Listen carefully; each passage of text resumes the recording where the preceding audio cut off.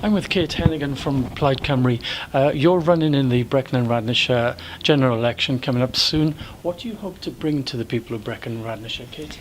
Well, I want to be the voice of the people of Brecon and Radnorshire. Plaid Cymru is the only party who stands up for Wales. Plaid Cymru is the voice of Wales, and we don't want that voice to be lost.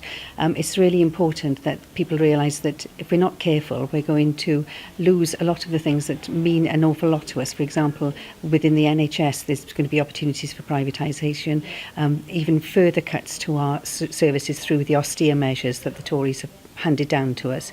Plaid Cymru truly has the interests of the Welsh people at heart, and we need a strong force of Plaid Cymru MPs at Westminster telling them that we exist and we are not a region of England, we are a country and a nation, and we are proud.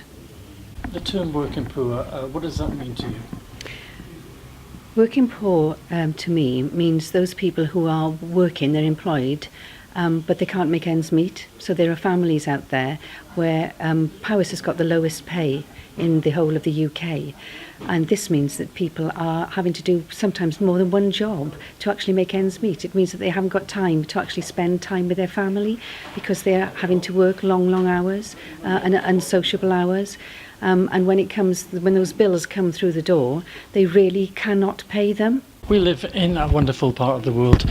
What are your thoughts on green issues, Kate? Well, green issues are the biggest problem that faces, it's a massive global issue, isn't it, really? And Plaid Cymru have got some really strong policies on this. We want to look at tidal lagoons in Cardiff Bay, Swansea Bay and in Colwyn Bay.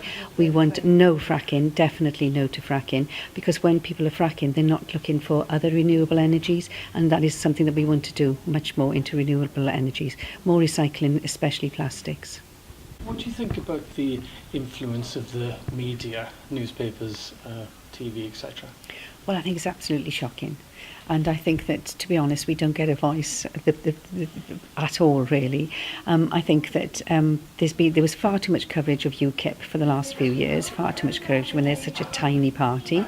I think that the BBC are biased towards the Tories at the moment. I saw something on YouTube quite recently where it was on Twitter actually, where somebody was showing Theresa May at a meeting in London last Sunday morning, and the person was at the event outside and there were demonstrators there. There were about 30 to 50 demonstrators shouting Tory cuts, Tory cuts, and the BBC reported it in a completely different way. They just showed Theresa May speaking. They said she was with party faithfuls, and it was totally misrepresented.